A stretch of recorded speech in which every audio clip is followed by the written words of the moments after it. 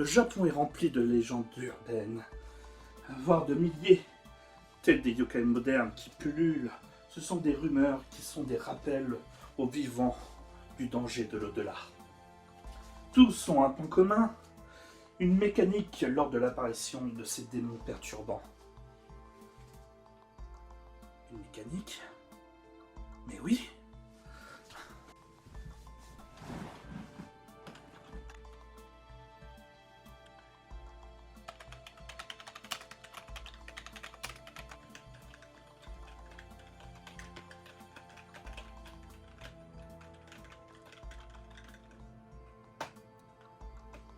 C'est parfait. Je crois avoir trouvé une page qui contient une tonne de légendes japonaises. Je vais pouvoir retrouver celle qui correspond à ma malédiction. Lis-moi ça, logiciel de revue d'écran. Il existe une multitude de légendes urbaines. L'imaginaire japonais étant très croyant, il est souvent porté par des histoires de malédiction qui s'ancrent dans le réel pour apporter une justice. Avec les nouvelles technologies, tous matériaux de nos jours peuvent être amenés à être maudits et créer une vengeance sur le monde des vivants. On pourra noter des malédictions tous plus étranges, telles que la publicité Kleenex maudite. Cette légende rapporte que 3 publicités de la société Kleenex, présentant une femme avec une longue robe blanche, tel un spectre, et un enfant habillé en Oni, un démon, se trouvent assis sur la paille et sur la musique de It's a Fun Day. Celle-ci fut source de rumeurs puisqu'elle ressemblerait à une malédiction allemande, et ce malgré que la chanson soit en anglais. Cette publicité dérangeante apporta son lot de légendes urbaines, comme celle où les images se déformeraient si elles étaient vues à minuit pile avant de faire planter le lecteur de vidéos YouTube. Sans compter, vu son atmosphère dérangeante, que celle-ci eut son lot de rumeurs sur les membres de l'équipe, dont son actrice principale, Keiko Matsuzaka, qui serait soit morte, soit placée en asile, soit devenue enceinte d'une enfant démoniaque.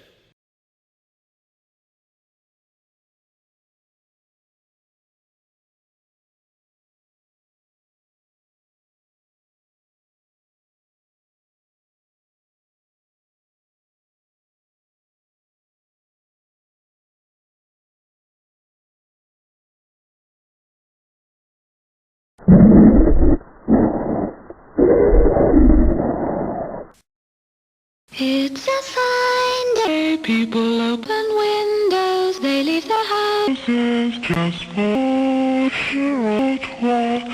They walk by the table and I saw the grass into the sky. It's going to be a fine night tonight. Fine night tonight. It's good fine night tonight. It's going to Be a fine day. business. Fine day tonight.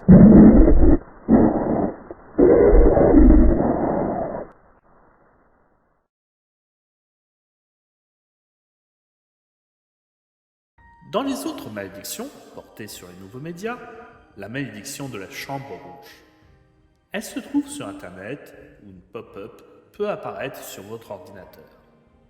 Celle-ci affiche une image d'une porte et une voix préenregistrée demande « Aimez-vous la chambre rouge ?» Et ce, même si vous fermez avant la fenêtre, celle-ci réapparaîtra jusqu'à ce que la question soit posée. Ceux qui se retrouvent alors à avoir vu cette pop-up finira mort avec son sang recouvert sur les murs. Cette légende commença avec une animation flash d'un jeune garçon subissant les foudres de cette malédiction. Sans compter le fait qu'une écolière commettra un meurtre au couteau à Sasebo en 2004 et qu'on découvrira qu'elle avait alors cette vidéo dans les favoris.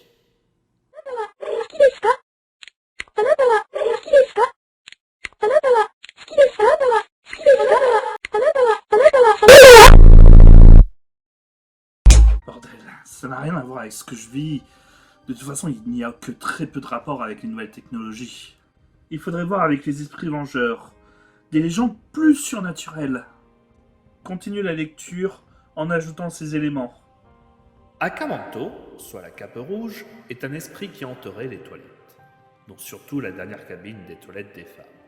Cet esprit porterait un masque couvrant son visage très propre et qui serait magnifique. Elle aurait vécu de son vivant, de par sa beauté, un harcèlement qui expliquerait sa vengeance de l'au-delà. Voici les événements lorsque Akamanto trouve une proie. Celle-ci se trouve en toilette, une voix mystérieuse apparaît et lui demanderait si elle préférerait du papier rouge ou du papier bleu. Si la réponse est rouge, alors la victime sera tuée d'une manière violente, recouvrant les toilettes du sang de celle-ci. Si le papier bleu est choisi, alors Akamanto étranglera sa victime jusqu'à ce qu'elle devienne bleue. Il est possible de répondre autre chose, mais celle-ci ouvre alors d'autres réactions toujours plus violentes. Et si nous donnons une autre couleur, des mains apparaissent emportant la victime en enfer.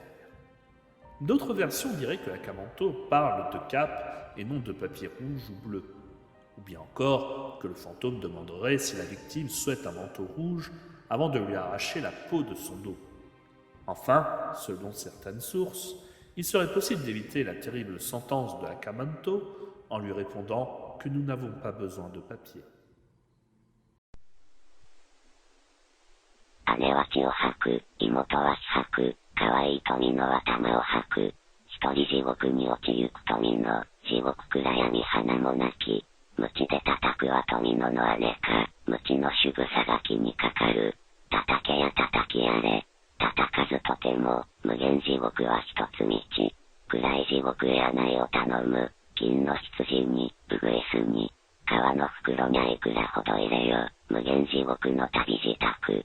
春が来てその林に谷に、暗い地獄谷七曲がり、かごにゃうぐいす、車にゃ羊、かわいい富ののめにゃ涙、泣けようぐいす、林の雨に、妹恋しと声限り、泣けば小玉が地獄に響き、狐ボタンの花が咲く、地獄七山七谷巡る、かわいい富のの一人旅、地獄ござらばもてきてたもれ、針の山の留め針を、赤い留め針立てにはささぬ、かわいい富のの目印に。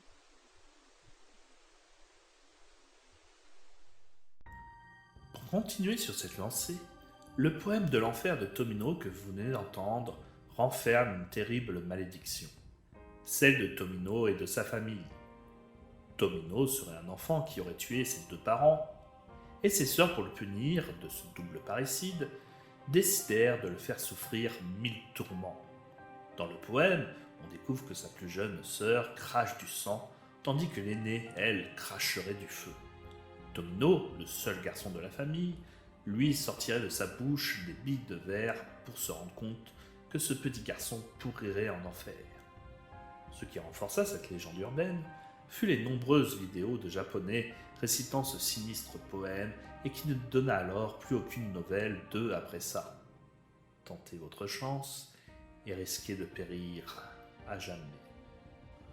Ah, malgré tout ça, j'ai l'impression qu'on dévie du sujet. Ordinateur, cherche un esprit qui cherche à se venger. Nous allons parler de la légende de Teke Teke. Cette histoire prend place lors d'une agression d'une femme au nom de Kashima Reiko. Violée et battue, laissée pour morte, elle se réveille avec l'énergie du désespoir en tentant d'appeler à l'aide.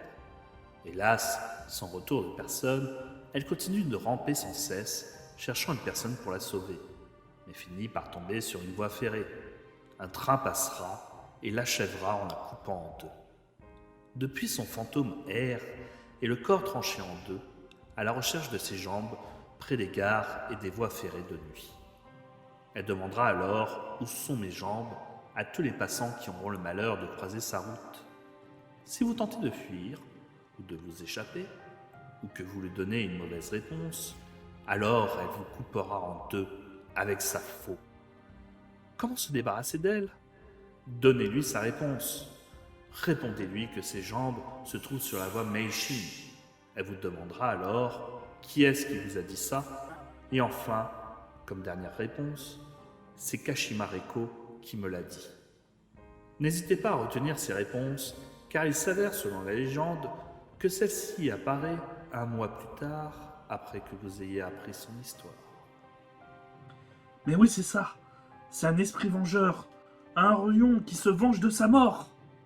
Je dois trouver une solution, un contre-coup à sa malédiction. Avant que mon âme pourrisse, je dois aider la personne que j'ai tuée à trouver le repos. Je dois trouver une réponse à tout prix. Je dois trouver les réponses qu'elle souhaite entendre avant que je meure à mon tour. Ordinateur, cherche-moi à combattre un Ruon.